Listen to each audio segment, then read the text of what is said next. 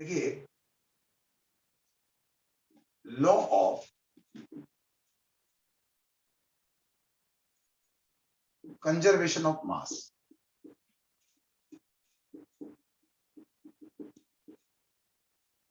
मैं आपको इसके बारे में काफी बातें बताने वाला हूं और कई सारी चीजें आपको आज समझ में आएगी। बचपन से हम लोग पढ़ते आ रहे हैं। ये क्या होता है बेटा, ये जिस बंदे ने फादर ऑफ केमिस्ट्री बोला जाता है, लेवोजियर, क्या नाम है इस बंदे का, लेवोजियर, ISIER, लेवोजियर। बहुत पहले की बात है, मतलब हिस्ट्री है इस बंदे की। तो इसने कहा था, it state that during any physical or chemical change,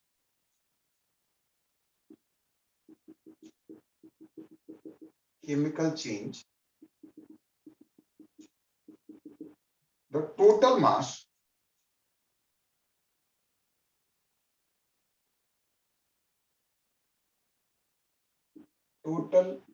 mass of reactant is equals to total mass of product। मतलब इसने कहा था, इन शॉर्ट अगर बोला जाए, matter neither created nor destroyed।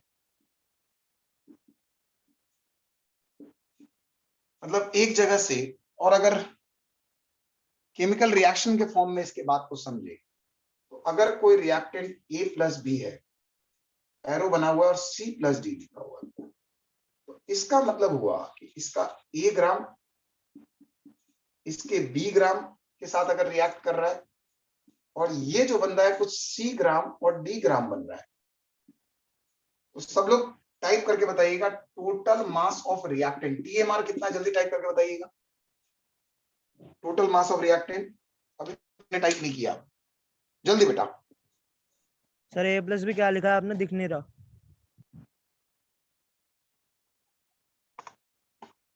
A+B gives capital C plus capital D। A है A gram, B है small b ग्राम, C है C ग्राम और D है D ग्राम। तो टोटल मास ऑफ रिएक्टेंट कितना है, TMR कितना है?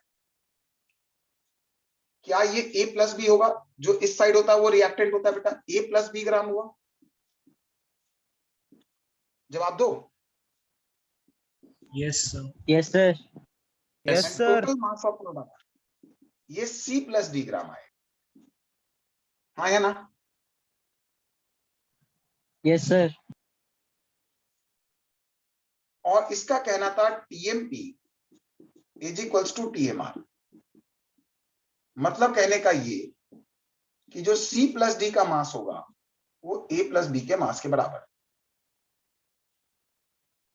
अब कहोगे सर ये बात तो हमें बहुत बचपन से पता थी, पता नहीं 8th क्लास 9th क्लास कहां सुना था, मुझे पता नहीं। किस क्लास में सुना था ये? सर ऐसी थी 8th या 7th भी।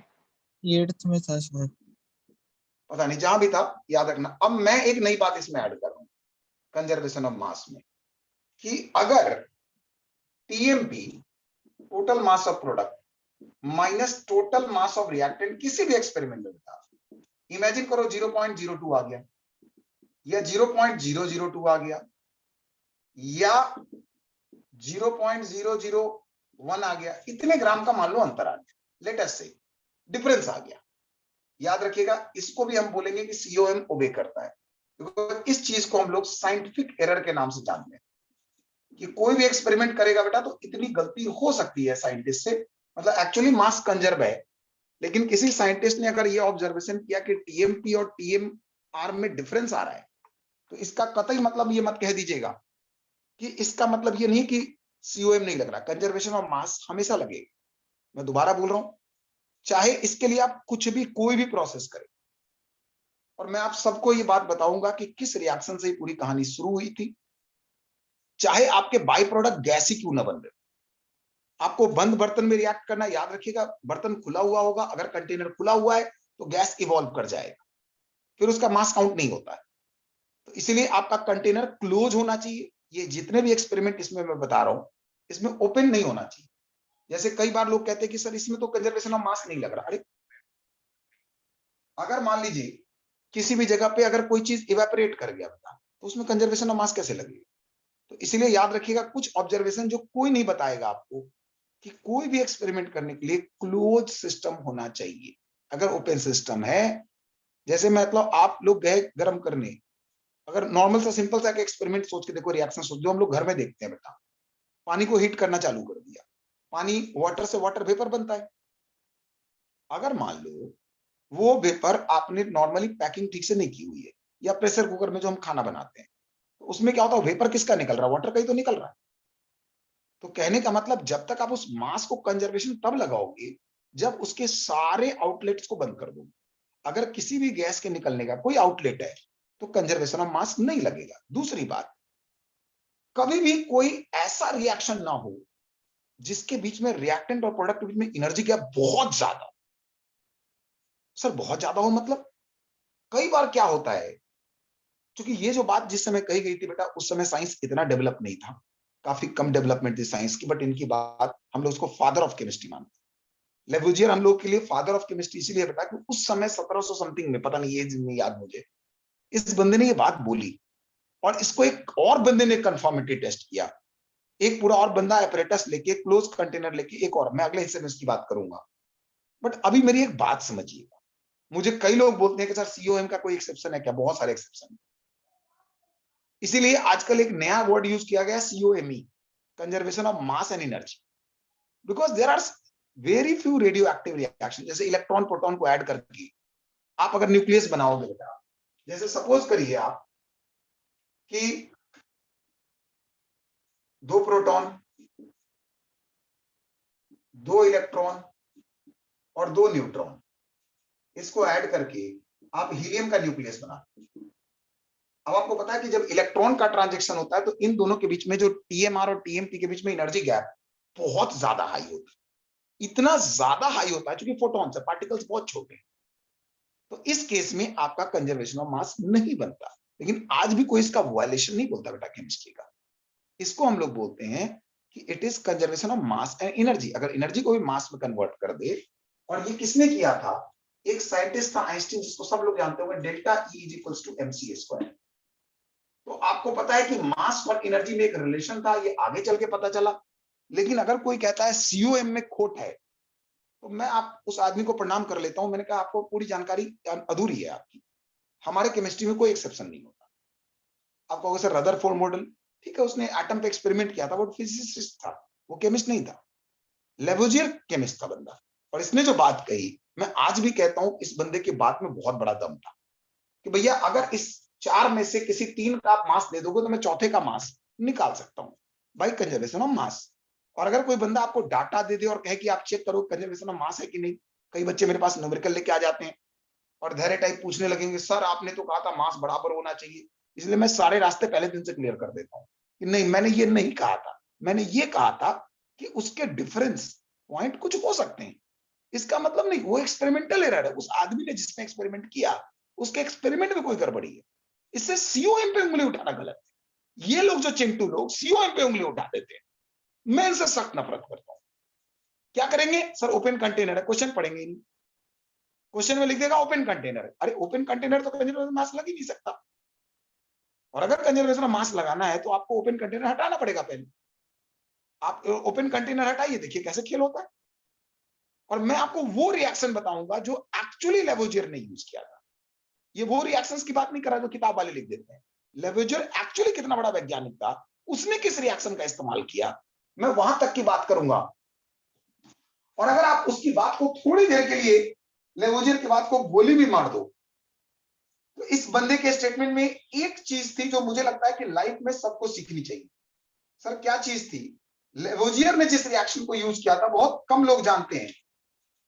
Sodium bicarbonate, we are comfortable NaHCO3, मैं थोड़ा जगह कम है बट लिख रहा हूं, एंड एसिटिक एसिड को लेवोजियर ने इस रिएक्शन को करके एक्सपेरिमेंट किया था। और एक्सपेरिमेंट करने में चैंपियन था ये बंदा, बहुत बड़ा चैंपियन था बेटा। तो ये बनता है CH3CONA plus H2O plus CO2।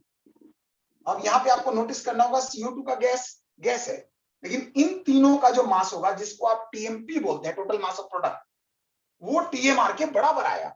और इसने एक्सपेरिमेंटली, मतलब कोई हवा में बात नहीं कह दी कि रात को उठा और सुबह एक थ्योरी लिख दी, नहीं, प्रॉपर चेकिंग के साथ इसने बोला।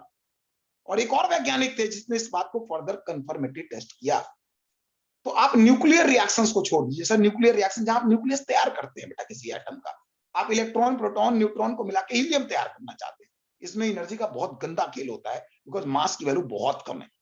तो जब मास की वैल्यू बहुत कम है तो वेलोसिटी, आप जानते हैं आइंस्टीन का एक इक्वेशन फॉलो होता है, वो भी मॉडर्न साइंस में, इसलिए मॉडर्न साइंस में हम लोग उसके रेस्पेक्ट में COME बोल देते हैं, conservation of mass and energy, बस एनर्जी को ऐड कर देते हैं, बिकॉज बाद में जाके पता चला कि जो बहुत छोटे पार्टिकल्स हैं, बट अदरवाइज किसी के लिए भी बेटा ये नियम इनवैलिड नहीं था, it is pure valid rule.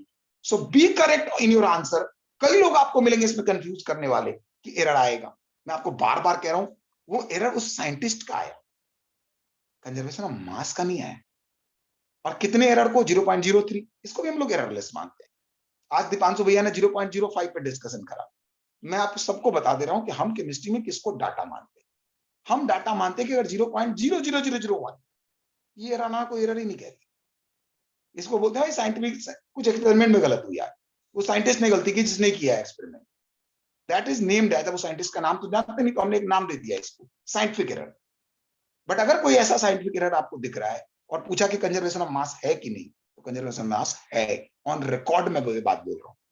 और मैं आप सबसे ये बात दोहरा रहा हूं कि लेवोजियर की पूरी कहानी हर जगह वैलिड है एक्सेप्ट न्यूक्लियर रिएक्शंस।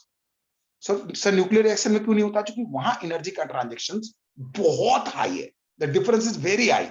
इसमें भी एनर्जी का ट्रांजेक्शन है, बट वो समहाउ हमारे कंट्रोल के अंदर, जिसमें मास का कन्वर्जन नहीं हो रहा, उतनी ज्यादा एनर्जी नहीं निकल रही, जैसे कि मास एनर्जी में बदल जाए, एनर्जी मास में बदल जाए। तो उस पैरामीटर्स के कारण हम कंजर्वेशन ऑफ मास को एक बड़ा रूल मानते हैं। और COM हमारे 5 थंब रूल में से, हम लोग कहते हैं 5 पांडव है जो मूल कॉन्सेप्ट पे राज करते हैं, उसमें पहला पांडव है COM। और मैं इसके लिए डिट्टो लगाने को तैयार हूं कि इस बंदे ने कुछ भी गलत नहीं बोला था, कुछ भी गलत नहीं बोला।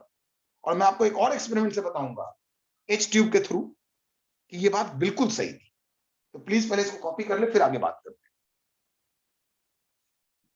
रिकॉर्डिंग हैं। रोक दो। हाँ हाँ बेटा, तुरंत